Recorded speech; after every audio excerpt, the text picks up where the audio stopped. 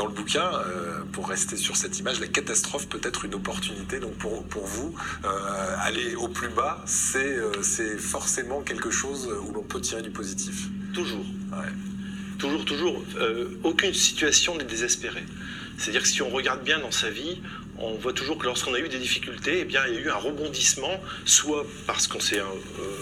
qui vient de nous-mêmes, que c'est secoué, ou soit parce qu'il y a eu quelqu'un qui est venu. Il y a toujours quelque chose qui vient rebattre les cartes et remettre une nouvelle donne. C'est pour ça que il faut croire, et il faut croire en l'espérance d'un avenir meilleur, parce qu'il est toujours meilleur. Mais il faut croire, il faut aussi agir, non? C'est ce que vous expliquez, j'imagine, dans le livre. Voilà, il ne suffit pas d'espérer. Justement, c'est pour ça que il y a cette phrase-là où effectivement où je parle de l'espoir, et où je dis l'espoir ne fait pas vivre, parce que l'espoir, on est dans l'attente que les choses bougent. Non, c'est la différence entre l'espoir et l'espérance. Qu'est-ce que c'est la différence entre l'espoir et l'espérance?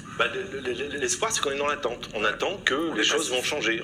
Voilà, c'est passif, tandis que l'espérance, c'est une vision que l'on a de la vie, et qui fait que on va mettre tout en œuvre pour atteindre effectivement ces objectifs.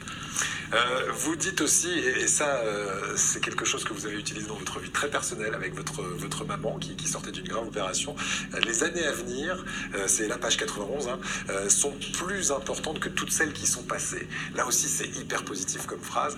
Comment on met ça en œuvre? On se dit, bon, derrière je considère que j'ai fait plein d'erreurs, c'est avec tous ces échecs que je vais pouvoir aujourd'hui réussir, parce que justement je tire les leçons de mes échecs. Oui, le passé c'est passé, on ne reviendra jamais dessus. Bon, ça c'est une phrase facile à dire, mais c'est vrai que moi je me souviens quand maman était en convalescence, une grave opération, un cancer, 80 ans, et je lui disais, mais donc bien sûr elle se plaignait, et si j'avais su, et si ceci, et si, et je lui dis, mais maman, les années qui restent à vivre sont les plus importantes, donc il faut en profiter, il faut vivre. Demain il y a plein de belles choses qui peuvent arriver, et il y a plein de bonnes choses qui peuvent arriver, et à tout âge. Effectivement, c'est vrai à 20 ans, mais à 80 ans c'est encore, je vais dire, c'est encore plus vrai, effectivement, et les 5 dernières années qu'elle a vécues, puisqu'elle est partie il y a un mois, et ces 5 dernières années, on a profité à fond.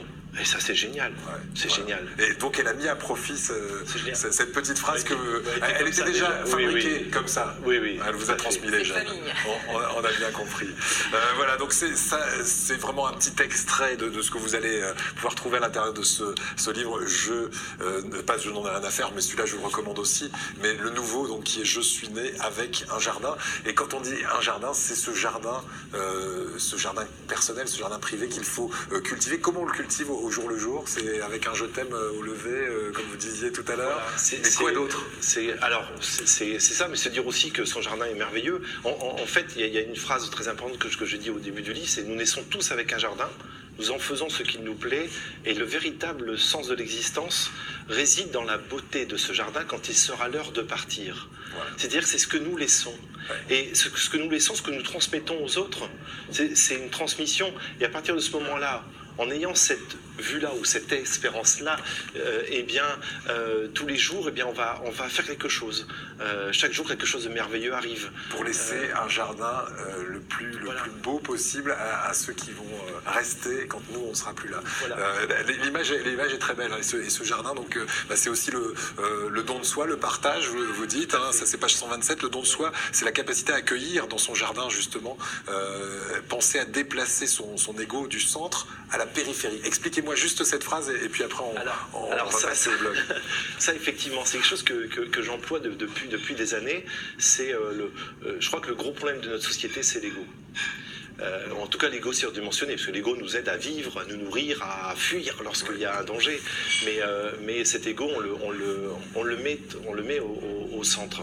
Ouais. Alors c'est tout à fait l'inverse. Et lorsqu'on discute, je peux faire le parallèle par rapport à l'entreprise. C'est vrai que lorsque je réunis mes collaborateurs ou les actionnaires, je dis voilà, l'entreprise est au milieu de la table. Ouais. C'est pas moi l'entreprise, même si je la préside, elle est au milieu de la table. Donc à partir de ce moment-là, on va discuter sur ce bébé, quelle entreprise qui est au milieu de la table. Et qu'est-ce que chacun peut faire pour lui, pas pour moi, pour qu'on progresse tous ensemble avec lui. C'est exactement l'attitude et le comportement à avoir, c'est-à-dire qu'il faut complètement extérioriser l'entreprise, mais tout sujet d'ailleurs. Et ce n'est plus en nous, c'est en dehors, et dans ce cas, ça ne peut plus nous atteindre. Et l'ego, il est bien rangé, il est bien à sa place. Et par contre, eh bien, je reviens sur l'entreprise, lorsqu'on discute d'entreprise, ce sont les projets, c'est qu'est-ce qu'on va en faire. Et tous les écueils, eh bien, s'enlèvent les uns après les autres, puisqu'il n'y a plus de... Ah bon, mais qu'est-ce que tu m'as dit là, machin. Il n'y a plus d'attaque personnelle, puisqu'on parle de l'ensemble. Effectivement, on prend de la hauteur. Voilà, et ne jamais rien prendre à titre personnel, surtout dans le boulot. Et quand on dit la hauteur, effectivement, si on est au centre, si je reviens sur le jardin, quand on est au centre du jardin, on ne peut pas voir son jardin. Donc il faut bien être en périphérie pour voir l'ensemble du jardin. Et donc il faut bien prendre de la hauteur. Merci. Parfait. On a pris de la hauteur. Vous êtes un vrai drone, Virginie, aujourd'hui. Vous savez quoi ? On va rester dans le jardin